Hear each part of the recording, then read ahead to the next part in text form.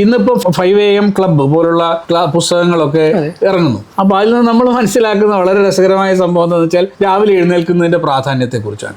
ഇത് ഉഷസൂക്തത്തിലോ അല്ലെങ്കിൽ പഴയ കാലത്തെ എത്രയോ സൂക്തങ്ങളിൽ നമ്മുടെ ഋഷിമാർ ആചരിച്ചു പോകുന്ന കാര്യങ്ങളാണ്. അതുകൊണ്ട് എന്താണെന്ന് വെച്ചാൽ അവർക്ക് നല്ല രീതിയിൽ കാര്യങ്ങൾ പഠിക്കാനുള്ള സമയം കിട്ടിയിരുന്നു. ആ ആംബിയൻസിൽ പഠിക്കുന്നത് കൊണ്ട് ഒരുപാട് പ്രയോജനം ഉണ്ടായിരുന്നു. അപ്പോൾ ഇന്ന് അതൊരു ആചരണത്തെ നമ്മളെ ജീവിതത്തിൽ എങ്ങനെ കൊണ്ടുവരാം എന്നതിനെക്കുറിച്ചാണ്. അങ്ങനെ ജീവിതത്തിൽ നിരന്തരം നമ്മുടെ വിവിധങ്ങളായ കാര്യങ്ങൾ, ഉദാഹരണത്തിന് പണസമ്പാദനം, പണം ചെലവഴിക്കുന്ന രീതികൾ, ഇതൊക്കെ നമ്മൾ എങ്ങനെ ആചരിച്ച് പഠിക്കുന്നത്, ആചരിച്ച് പഠിച്ചാലേ നമുക്കത് ഉപയോഗപ്പെടുത്താൻ കഴിയും. ഇപ്പം ഭാഗ്യസൂക്തം എന്ന് പറഞ്ഞൊരു സൂക്തം നമുക്ക് അറിയാം, അതിൻ്റെ അർത്ഥവും അറിയാം. പക്ഷെ അതിനകത്ത് രാവിലെ പറയുന്ന നിങ്ങൾ രാവിലെ നിങ്ങളുടെ അഗ്നി ഉണരണം, നിങ്ങളുടെ ഉള്ളിൽ ഒരു അഗ്നി ഉണ്ടാവണം, പ്രാതരഗ്നിം, നിങ്ങളുടെ ഉള്ളിലുള്ള ജീവാത്മാവ് ആ ഉണർവിനെ ഉൾക്കൊള്ളാൻ പാകത്തിന് തയ്യാറാവണം. വെറുതെ പഠിച്ചിട്ട് കാര്യമില്ല.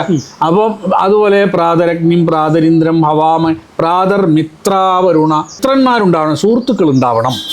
സുഹൃത്തുക്കൾ ഉണ്ടാവണമെന്ന് നമ്മൾ പഠിച്ചു. പക്ഷെ സുഹൃത്തുക്കൾ ഉണ്ടാക്കാൻ നമുക്കൊരു സുഹൃത്തുക്കളാക്കാൻ പറ്റുന്നില്ലെങ്കിലോ? അങ്ങനെ ഇംഗ്ലീഷിലൊക്കെ ധാരാളം പുസ്തകങ്ങളുണ്ട്. ഹൗ ടു വിൻ ഫ്രണ്ട്സ് എന്ന് പറഞ്ഞിട്ട് ധാരാളം ഡേൽ കാർണഗിയെ പോലുള്ള നിരവധി ആളുകൾ ഇങ്ങനത്തെ കാര്യങ്ങളെക്കുറിച്ച് പുസ്തകം എഴുതി.